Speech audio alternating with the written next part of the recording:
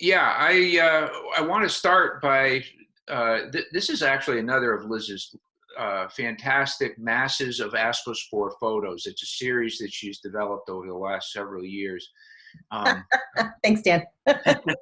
and uh, the point being that this is the sort of thing that we're getting right about now.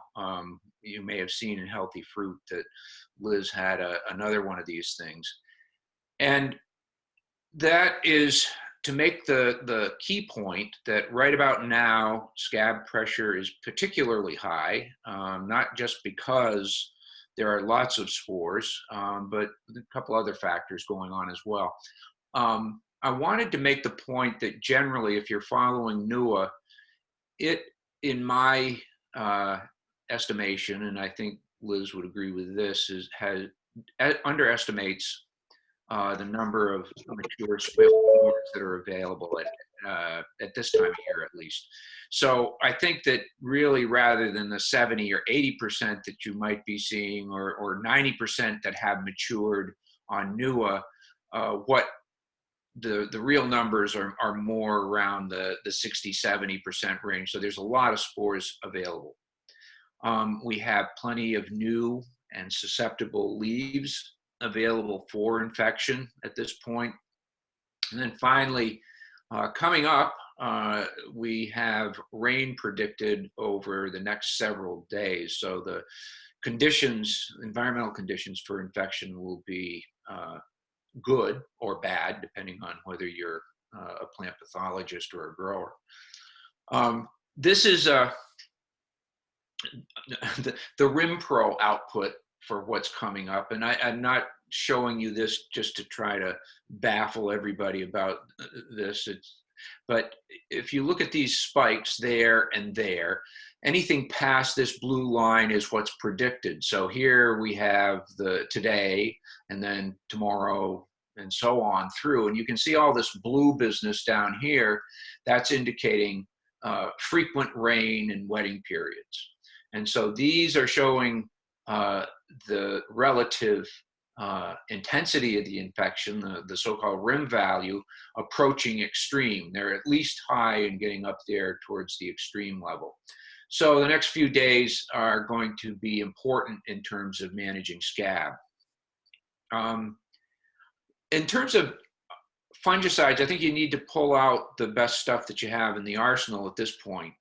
Those would be any one of a number of systemics. We have the SDHIs, Aprovia, Fontellus, and Cicadas that are all packaged just as single active ingredient materials. Then we have the QOIs, the Strobi's Flint Extra or Sovereign. And then we have the premixes that have both of those in it, Luna Sensation, Maravon, or Pristine. And with all of these, in part to manage, to help manage rusts and to be a good contact fungicide, but in part to also manage resistance, I think first choice would be low rate of mancozeb.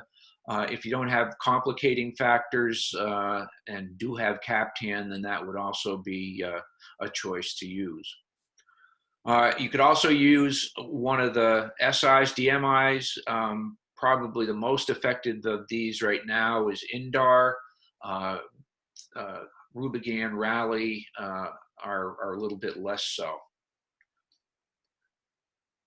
The other thing that you want to be picking up if you have had problems with them at this time would be powdery mildew and the rusts. All of those materials I just listed will do a good job on powdery mildews. A little less effective depending on what they are in terms of rust, but the mancozeb will help with those if you put mancozeb into the mix. About fireblight, a lot of discussion today. It looks like we're getting out of cold weather, and if you looked at your NUA, then you will have seen some prediction on their part that maybe things are going to get a little bit more serious over the next couple of days. I'll talk about that in a second. But the bottom line, I think, is that when you look at where we've been, it has just been too cold to develop high populations of the bacteria. Now, a key part of the whole process of fireblight infections involves warm temperatures that allow the populations of bacteria, of Erwinia, to build up to relatively high levels. And then if the blossoms are open and there's some moisture to wash them down into the blossoms, you can get infection. But it's been so cold that not only have the populations that were there not grown, but on the extremely cold nights, those populations essentially get knocked back to zero.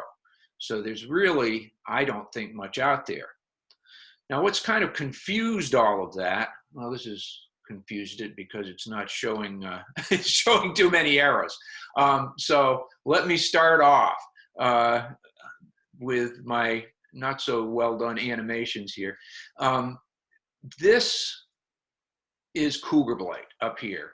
And Cougar blight, the models show relative risk levels, and then it shows the colors, and then it shows these numbers. Now, these numbers are a degree hour number. And in order for there to be some serious problems,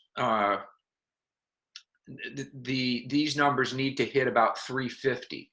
And you can see it's, barely half of that. So really, the Cougar blight is saying, well, maybe some caution if you've had flyer blight in your neighborhood last year, but we don't think so, that it's a big deal. Now, this row down here where it says infection potential EIP, that is legal speak for Mary blight. They can't call it Mary blight, so they call it that. And the number that's being presented here is the EIP. What's that?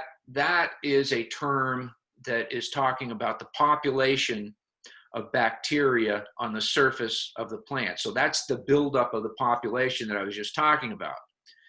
In order for it to be a problem, EIP has to hit about 100 at least, and then it can go up from there.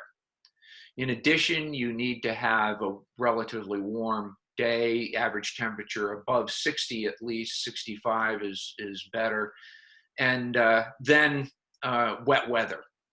Now, what is happening in NUA, because we're going to have weather that's predicted to be average above 60 degrees, and because rain is predicted, all of a sudden it's flashing up high.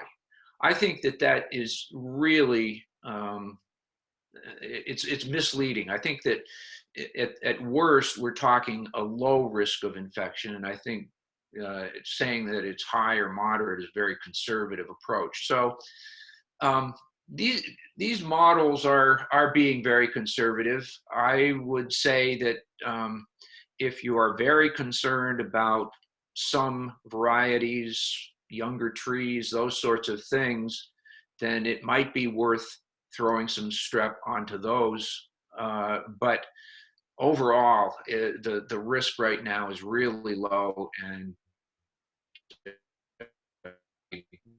I'm not recommending blanketing orchards with streptomycin. Well, at least they disappear. Finally, this is something that might happen. It has been so cool and up our way wet enough that another bacterial disease, Pseudomonas blossom blast, which was around last year on apples. This is a picture on pears, and I'm showing it to you to give you some indication of how severe it can get and how much it can kind of look like fire blight.